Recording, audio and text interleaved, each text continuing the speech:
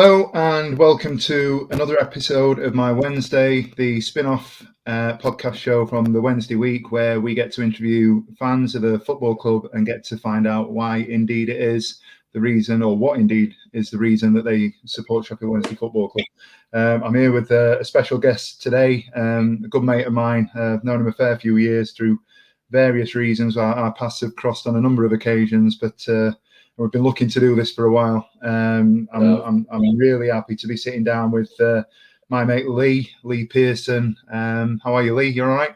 I'm good, mate. Yeah, it's good to be finally doing it. We've talked about doing it for some time. It's just obviously busy life, so yeah, it's great to be finally on it. And I think it's a great feature you guys do on the podcast, definitely. Yeah, I mean, obviously we'll get to pulling apart a few bits on both sides, I imagine, over the next half hour or so. As you said, it's a busy time, and it just so happens at time of recording that we're mid to late afternoon, and it's half term, so I've managed to get a little bit of time to sit down and do this. People that have listened to the podcast before will know what the format of a My Wednesday is. We'll sit down, we'll pull it a little bit with Lee and see what it is and why. He's into the club. As we've just said, me and you are old mates now. But I'm interested to know, Lee, why Wednesday? Get us started. My dad's a massive Wednesday fan. So basically, when he was a little lad, he got the choice because he was born and bred in Doncaster. He got the chance Saturday. Donny Rovers were playing at home and Wednesdays were playing at home, obviously with a Cop. Massive 60,000 capacity, no brainer. My dad went to Hillsborough, fell in love with the club, and it's just been passed down to me. And I was a bit like him. So I wasn't born. Well, I was born in London, so I didn't really get to any Wednesday games. Being a small boy, I think my first game was when I was 10-year-old. I was, like I said, born in London, so. Watched from afar, but just in awe, really. I'm obsessed with a 91 promotion VHS video, which me and my brother watched endlessly, like probably every day at some points, because I was just obsessed with it. It was just class, and I still watch it now, to be fair, because it brings back a lot of memories. But obviously, yeah, first game were when I was 10-year-old. Can you remember your first game? I can, yeah. Briefly, I had to double check with my old man today. It was at Southampton, a 2-2 draw in December 1995, and Ersty got a brace, and I was sat in the north stand. And from that day, I just fell in love with the club. Just obviously, it was just coming down the arches, just parking at the top of the hill. To this day now, I still get that same feeling. Even if I drive through, it's weird to explain. If you're not a Wednesday fan, it's just the hairs on the back of the neck stand up. It's just an obsession, isn't it? I think it's an interesting one, isn't it? Because we're quite. It's a unique nowadays. Certainly, when you look at obviously the new stadia that have come up, and a lot of them are based out of town. Or you've got like city centre sort of areas, but you don't get many clubs that are based, or stadia of the size at Hillsborough's that are based in the location that it is, and having the areas around it. You talk about Herries Road and walking down. Me and Molly still do that now. We walk down under the arches, and when you see it, you've got that walk. It's almost like our own version of. I know it sounds daft to say it. People talk about Penistone Road. You don't actually see the ground until you get to a certain distance going down Penistone Road, do you? And you get all the traffic. Whereas with Herries Road, it's a bit of a write-off, isn't it? You get to Saturday, you know that as you're walking down, it's almost like walking towards Wembley Way, and you go around the corner, and it's literally there for you, isn't it? Yeah, it is. It's a real sight to behold. So I can understand how, like you say, when you get goosebumps and you still get hairs on the back of your neck. For me, it's a little different in the sense that I get to do it with my kid now. And because I'm doing it with my kid, it's like I'm going over again, and you get that cycle. So it's a great experience walking on match day. Yeah, and that's what I love. You're like me, Steve. Obviously, I've not got kids. My dad brought me to this great club.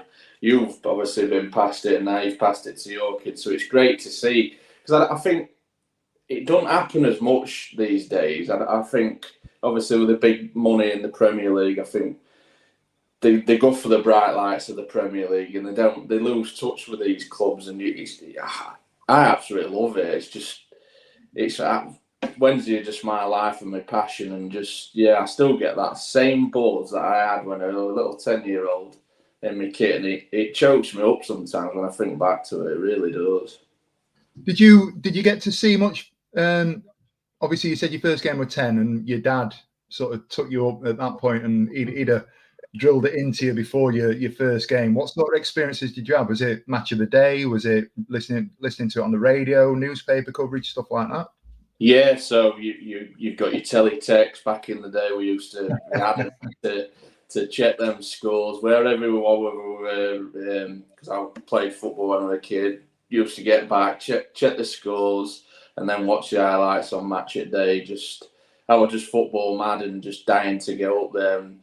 Because my family is mainly from Doncaster. We were one of them where we because I think it was 23rd of December to the date. To be fair, I've researched it today, and it was so. We was up visiting family for Christmas basically. So yeah, it was just amazing. But obviously, it was weird for me because I'm a Wednesday fan and my brother was a Wednesday fan, and where I grew up in London, they're either Arsenal, Spurs, and I were a bit like alien because everyone was like, "It's a Wednesday fan." Like it's strange, but yeah, just I was just gagging to get to Hillsborough because my dad just kept obviously telling me stories about what it was like when he was a kid and got took to the first game, and it was just unbelievable. What sort of age did you move up from London then? Now you're testing me, Stevie, mate. I'm probably about 18. Right. Yeah. So were you going? How were you getting to games between the age of 10 and 18, or was it sort of distance watching on TV? Yeah, not much. I mean, say for instance, I think when we were in League One, we played Gillingham. That was quite a local game, so we'd go to little local games. You went to Watford the weekend, that were a local one. So we did that. We tried to go to away games and cover them, but we just tried to get up as much as possible. And every time we come up, we'd go to a game. Yeah. So yeah. Did you get to a fair when you went to the away games? Did you get in the away end, or did you have to pretend and like just shuffle down and sit quietly in home end and sit on your hands when Wednesday scored? Odd time, yeah. So I remember Watford. I think we played them in the FA Cup, so we got a ticket fairly easy. I don't know what the system were like back then. Obviously now it's absolutely mental to get an away ticket unless you've got the points. You'll know that. Listen, I've got the points and I still can't get them. But yeah, we just tried to go to as many as possible. I think odd times we'd probably sit at home end. Once friends of ours that are the same age as me, their mum and dad took us to a West Ham game. It's funny because we actually smashed them 4-0. So we were sat in the West Ham end. And the journey home were absolutely incredible because me and my brother were just like, "Hey, up, we've smashed them 4-0," and the face of them were just a picture, absolutely amazing. Class. Brilliant. Any other sort of memorable matches, like sort of teenage years, round about that time, where you remember a journey away where you didn't know what to expect, you were hopeful, you got a decent individual performance or a decent goal or something like that? It's got to be Cardiff for me. I'm not sure what age I would have been, but you also relate to what Liam Palmer. I was probably similar sort of age, maybe a bit older. The journey there was just bag of nerves. Obviously, we were favourites going into it, but yeah, it's just. And then the journey home, singing his little heads off, just because that was my first standout moment. Like, Wednesday fan, we've had his doom and glooms. My dad's probably seen more good times than what I have. We've seen our darker times, but yeah, that for me was my real standout moment. Being a Wednesday fan, that trip to Cardiff was just special, wasn't it? Yeah. And I suppose at those points we thought we'd seen the low, Yeah. in third tier, and we finished low in that third tier, that sort of era. And then you come back up and you half expect that it's going to be all rosy, and then a couple of years of consolidating and in Championship, and you start pushing towards that top end bit. As it happens, we've got close a couple of times, but it's never really transpired that we've taken that next step and sort of looked anything like, other than I'd say probably under Carlos, really, and then obviously the year after. But we're a club that flatters to deceive quite a bit, aren't we? Yeah, it's a bit frustrating. It is frustrating, and you just look back to times where you have your bad times, because I'm sure we'll touch on the Peterborough game that's going to be another eye. But I remember when I did move back up here, I solo travelled down to Lake Norwich away. We got slapped there, I think 4-1. Harry Kane's first ever goal, professional goal. And I remember just sat there going, why have I done this? Why have I drove down here? But it's the love for the club, isn't it? No, absolutely. So, as I said, we've kind of come across each other sort of away from Wednesday before we got to know that we were both Wednesdayites. I think we met in dugouts when we were either coaching, playing, managing local league. So talk to me about your journey in football, and how did that match up with you being able to follow Wednesday? What sort of stuff did you get into? Just footy mad, to be fair. And it almost like I was that obsessed. I didn't bother. School just got pushed to one side. I was just absolutely footy mad. I wanted to be a professional footballer. I was on the books a little bit for Cambridge United, but it didn't work out because I was a little shy, skinny little lad, and just obviously I was in that area where it physicality. But yeah, it wasn't going to stop my journey just for loving football. I've played like for Armed Foot Welfare, obviously up here, and just I'm just footy mad. Played it. Obviously, I tried my hand in management. I enjoyed that, to be fair. It was just stressful at times, but quite rewarding at times also. And you can just understand how some managers tear their hair out. And now I'm doing what I'm doing and absolutely loving it. I just think I can't see my life without football in it. And I'm not supporting the team that I absolutely adore. So, what was there something specific that made you transition away from being involved in local league football to going back? And I asked that because there was a point where, for me, it was actually relegation season. And obviously, as a kid, I had season tickets, and I'd go to the games regular. And then I coached the women's team and was able to get tickets. I actually got comped quite a fair bit to sit on the north with the junior teams and what have you, the junior girls teams. But it was only for me when my kids got of an age. They got to a point where I wanted to spend more time with my kids, and I was enjoying spending time with them and knowing that they were enjoying going to games, that I realised that the coaching, the managing, the running round on a Saturday was now very much secondary to me spending time with. It was actually Olivia before Molly, and going to Hillsborough and having those experiences with my girls. And it got to a point where we ended up the relegation season. Me and mate of ours, Dave, decided we were going to get season tickets and take the kids. And it was about us originally. It was about me and him. Yeah. And we were going to, we'll get to all the games. And because of the cost of the junior tickets at the time, if we can drag the kids along to half a dozen, maybe we'd get our money back based on, the outlay. But as it happens, we went 1 week. They enjoyed it. We went the next week. They enjoyed it again. It became a thing where they really got into it. So our match day experience, I don't miss local football at all. I've got friends that are still involved. They still play. I still like to go down and support them as and when I can. And I'm actually going across to an old club of mine this weekend to sort of catch up with a few mates. But that was my transition from being involved in local to going back and being more of a fan again, I suppose. And ironically, it was actually when we got worse that I got more into it. I'm just wondering I'm glutton for punishment. I'm just wondering what your sort of experiences were. Yeah, so my manager, I started managing Sunday League side after playing. So I think I was about 34. The knees were going a little bit. but I still wanted to be involved in it. I enjoyed the banter, but I'm also, I love to win. It's funny because I'm a Wednesday fan, so I'm not really used to that side. But yeah, I love to win, so I took it quite serious and enjoyed it. And we ended up winning the league and then going to a cup final with my Sunday league. And then the phone colliery job come up, and I got a few nudges and thought, why not? Because I'm enjoying it. And we had a good first season.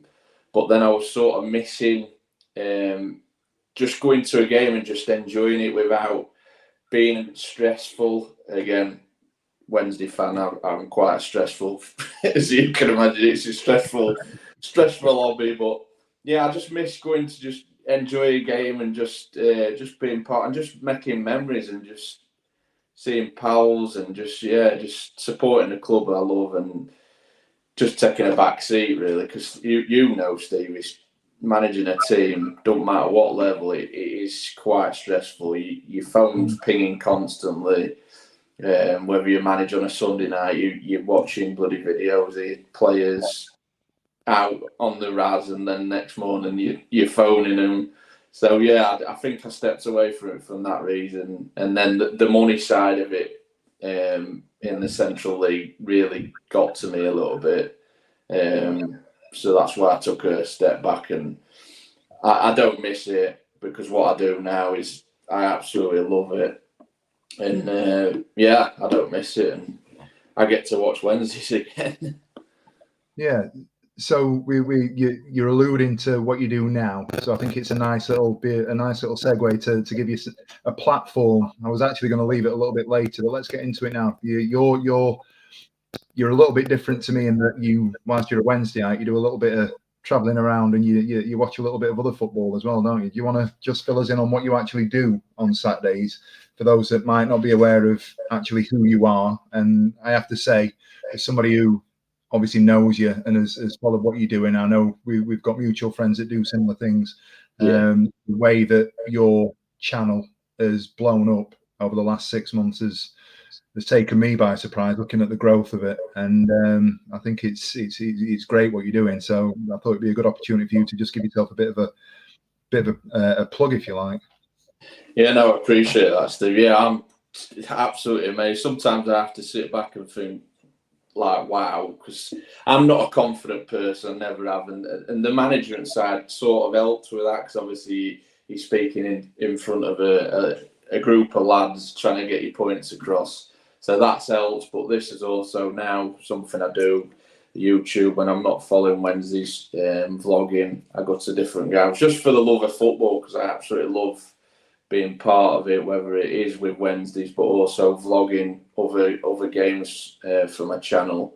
It was a weird one because I sort of did it like just as a fun thing. I went to the Milan Derby game and I didn't speak. I just picked up my camera and just vlogged it, and it got 56,000 views. And from that day, I thought I could do this just for me, for memories, just watching back. That's why I started it, really, just like because I'm a ground hopper basically, just to document the games that I went to, so I could tick them off and just maybe watch them back, because I'm not obsessed with football. I watch it night and day, and yeah, it was just little hobby, and it's just took off. And I've met some absolutely unbelievable people, like little Finley, who's been in my videos quite a few times. You guys, your two daughters, absolutely class. And I think that's the most rewarding thing. You get to speak to people that you wouldn't necessarily speak to without doing this vlogging, if you understand what I mean. Yeah. And you guys, obviously, you've got your experience and you're absolutely smashing it. And to be part of this is like a big thing for me as well. It makes me laugh because when we put stuff out, we'll get comments back going, "Oh, you've really practiced this." I'm going to pull the veil back a little bit, and we'll see. We'll see if they listen. But me and Ash sat down with a fellow last week, Raphael Honigstein, who is he's basically a heavy presence. He does a lot of the Channel 5 Bundesliga athletic. Yeah. He works in Germany, but he's based in London. 500,000 followers on Wow. X. Absolutely incredible. We spent half an hour talking about Danny Rule last week, and it was great. And off camera in a chat, we've had Dan message me and Ash and go, "God, you really practiced that, didn't you? Oh my God, that was really good." And in actual fact, me and Ash sat down 5 minutes before and went, "Oh God, this guy's going to be quite good, isn't he?" Yeah. So Ash goes to me, "I've not really done any revision or any sort of research or anything like that." And I went, "Well, we need to ask him about Danny Rule. We need to ask him about what he's like in Germany, and let's see how well he thinks he'll do." And he went, "Yeah."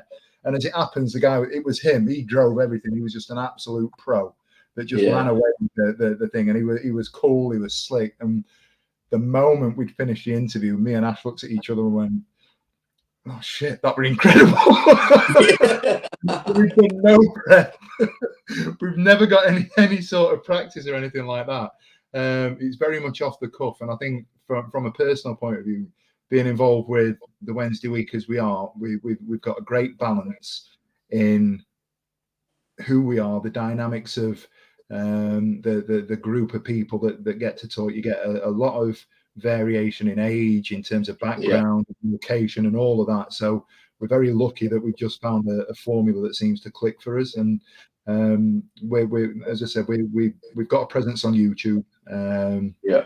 And we're trying to do little bits, and we've got some links with people at the moment that have been really fortuitous for us to be able to talk to people like Carlton Palmer recently. Lee Bullen's been on, obviously Gordon Watson, and we've got one or two. I'll mention one when we've done. Potentially in the pipeline that's going to turn a few heads and raise a few eyebrows if we can pull that off in the next couple of weeks. But it's good, and like you, it's an escape, and it's something that's different, and we're not doing it for any other reason than we enjoy talking about the club. And I get that impression when I talk to you, both personally and when I see your stuff. It's about you and you documenting your day and your experiences. And when I jump on and see some of the bits that you're doing, you'll always find an obscure place to start your blog. So at some point, it's down the street in front of a fence, and you take it in and you do all your bits. And I'm like, "Oh, I know where he is today," sort of thing. So it's really good, and I think that's testament to you, mate, that you've managed to do it and grow it as quickly as you have.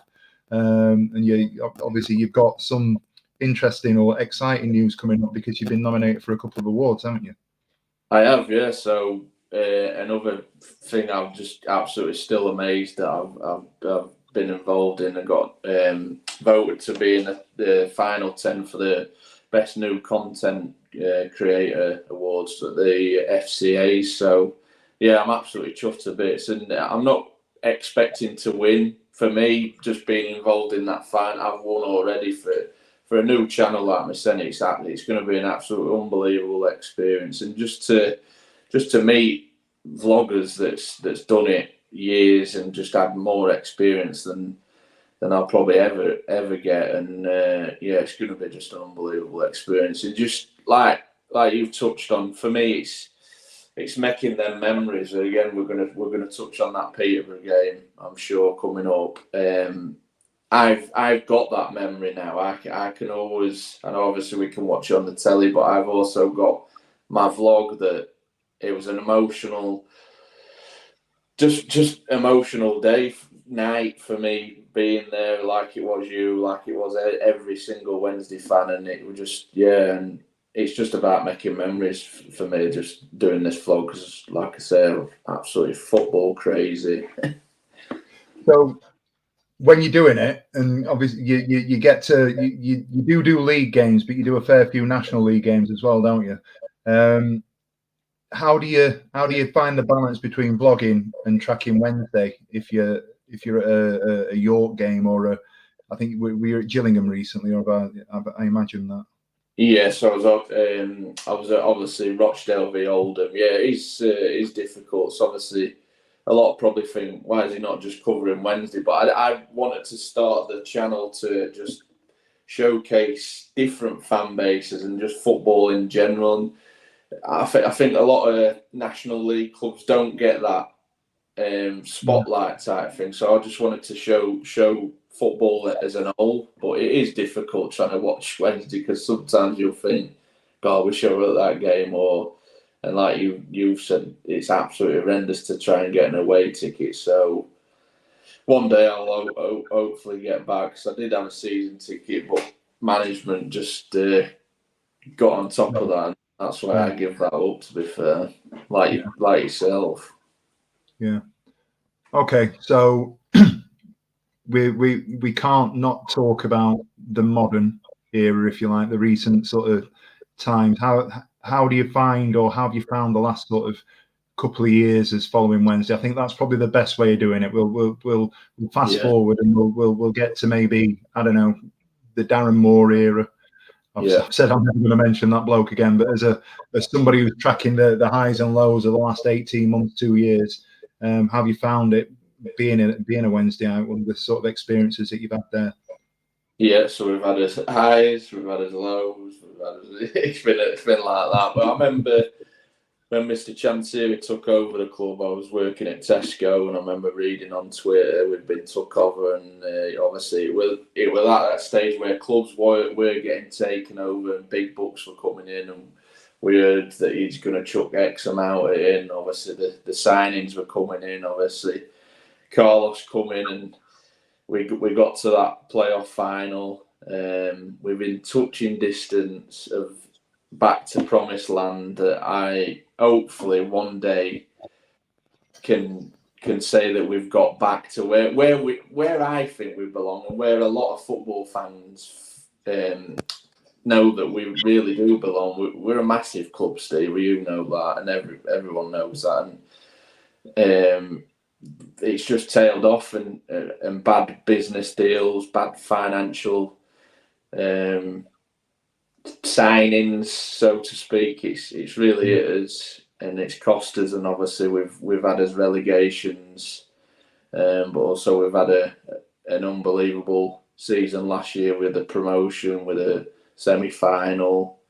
But being a Wednesday fan, you're sort of used to it. I'll go back to when we did get relegated from the Premiership. I remember on my jollies, sitting on a balcony, crying my little eyes out. When my dad, you get emotional, Stevie. And Dad said, we will be back, and I hope we are, because that little comment always sticks in me. And yeah, sorry, mate, a bit emotional. No, you're all right. You're all right. It's amazing to see people get so emotional about the football club that we talk about, to be honest with you.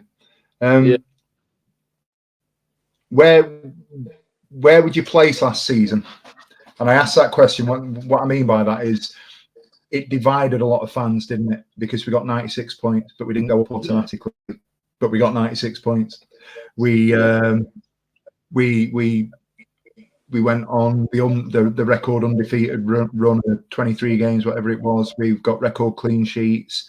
Any other season, let's be right, 96 points wins the league at canter. It just so happens that last season wasn't any other season. Do you think last season was a success? Do you think it was something of a disappointment? And I'm asking that question because we can move it forward to where we're going now in terms of that time at Peterborough, Wembley, and then the period afterwards going into this season. I don't know how we can not class it as a success. Like you said, 96 points. Any other season, you're absolutely walking the league.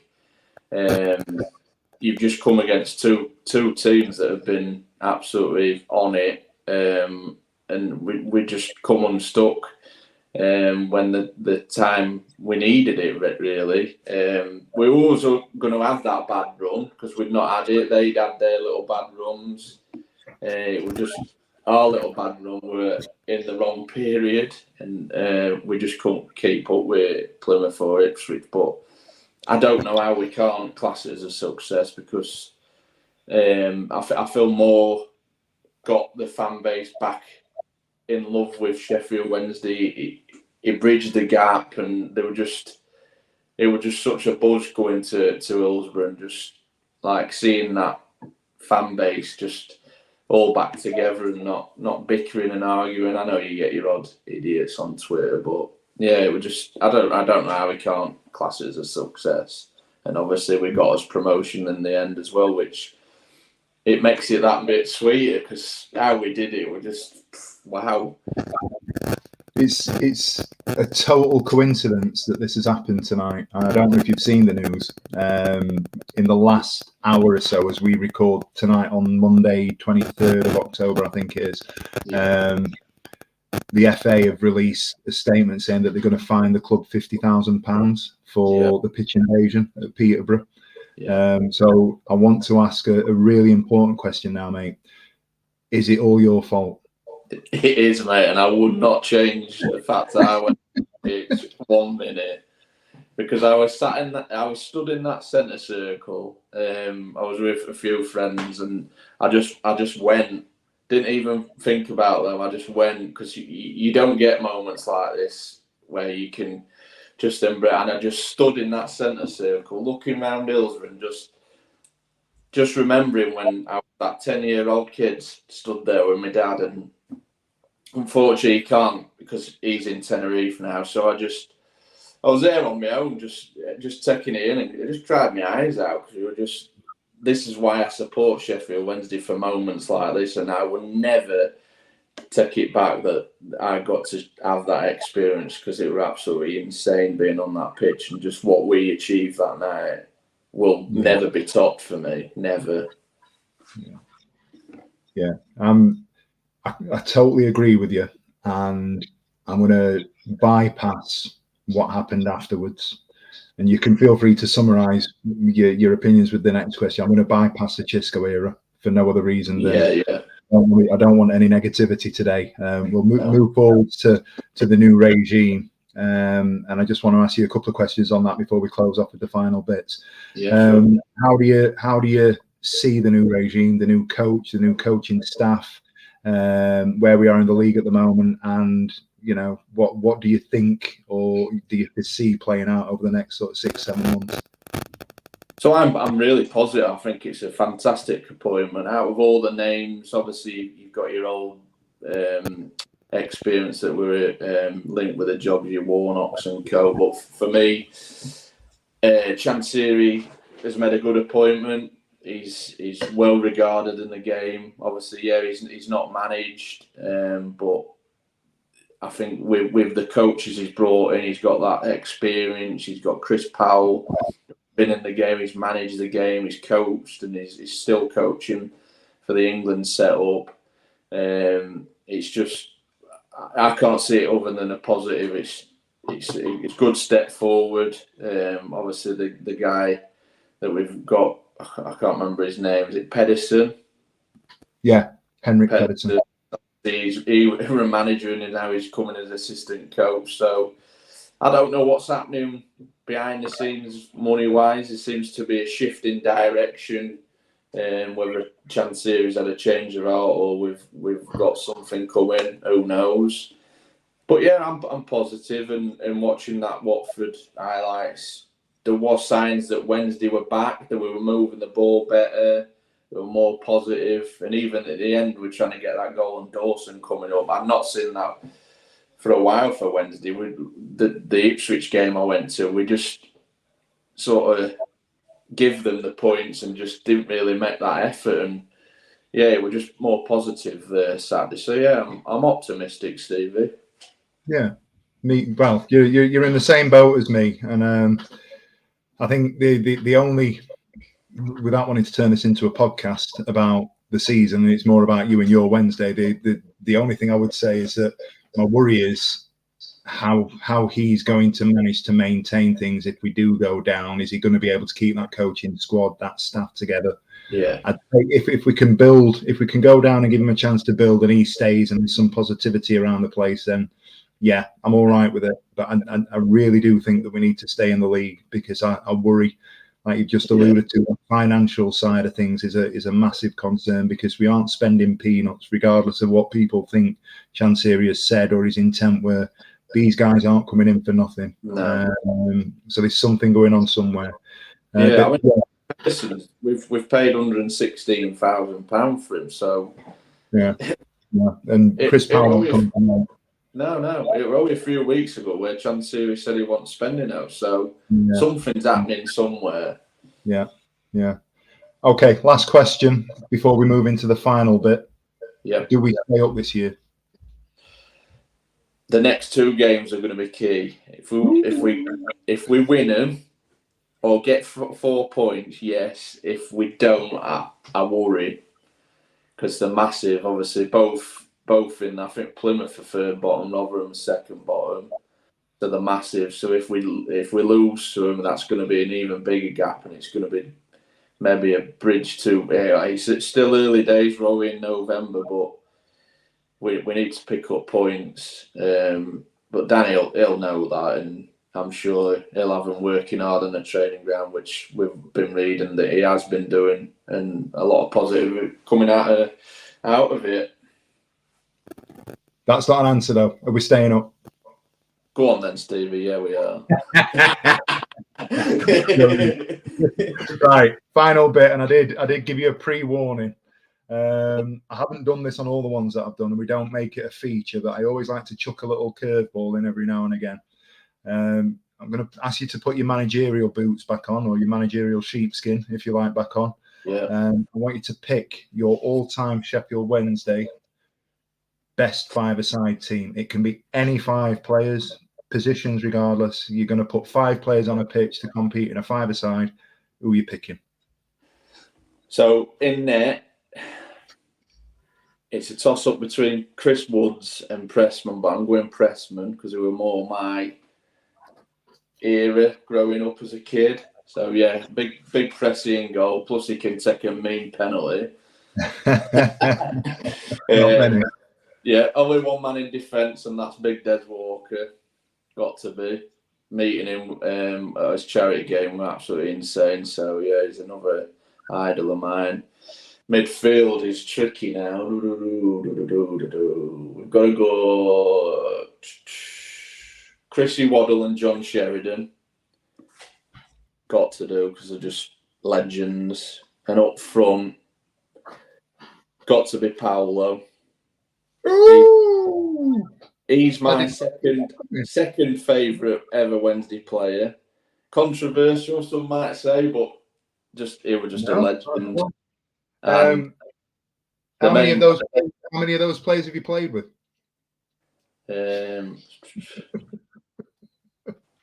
3. Yeah, you treat me there. I'm like, So you've played with them because we both represent a charity, don't we? A local Doncaster-based charity called Eve Merton's Dream Trust. Long time listener to the podcast will be aware that I've done my bit, but in those bits, you also have done some fundraising. You've done some serious fundraising, haven't you? Because you were the guy that decided to come up with the innovative idea of selling tickets on Facebook and Twitter. So you spent a lot of time knocking on people's doors and giving tickets. Yeah. And it cost me an absolute. How much money did you raise over those 2 years?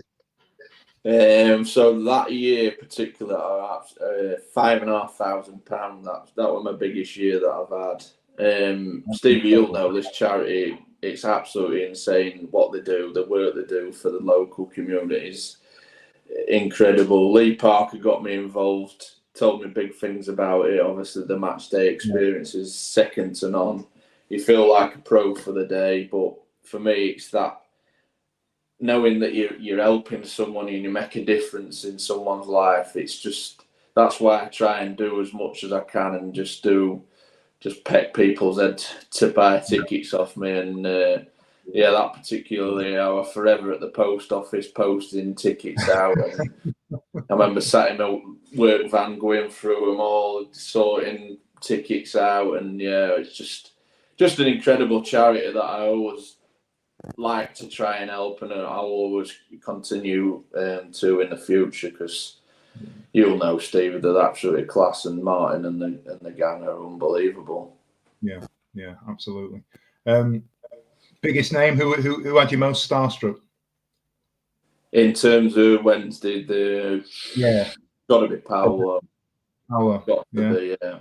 And people say don't meet your idols. I was really nervous, worried about how he were going to be with everyone, but he did not fail one bit. He was absolutely insane on that day. He just made us feel all welcome. He got there early, and he was the only one there at the end. He was just absolutely on fire. And he was Paolo that we love, and he just holds a special place in my heart. And he's absolutely a legend. So yeah, it's got to be Paolo. Brilliant. What about you? Des Walker. Yeah. What can you say as a Wednesday fan from 1986-ish onwards, to be able to say that I've walked out with an England international that is in the top. He's in the top 15, I think it is, all-time appearances. Yeah. Played in the Premier League, played in World Cups, and walked out that first year. I had number 5 on my back. I think he had 6 on his back. Yeah. We stood side by side, and he says to me, "Is it Spence?" I went, "It's well, people call me Spen." And he went, "Well, what do you want me to call you?" And I went, "You're Des Walker. You can call me whatever you want." I love that. He says, "Which side do you want to go on? Like, which do you want to say? Left, right, left centre half or right centre half?" And I went, "Well, I'm right-footed, but I tend to play on left." He went, "You're right-footed." He's looked me up and down, and I don't look like a footballer. He's gone, "I'll go on the left." But honestly, the guy mid-50s, and he's absolutely one of the nicest guys you could wish to meet. Agree with you. Paolo Di Canio absolutely held court after the game last year. And you know, those lads that get involved in the charity, they represent the club as they do Sheffield Wednesday, because that's what we're here to talk about at the end of the day, as well as the charity.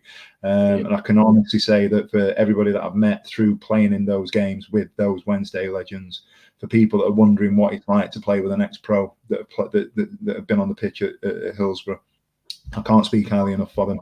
They have to be there, and well, they choose to be there, and agents will get them involved and what have you. But once they're there, the day that they provide for people is absolutely brilliant.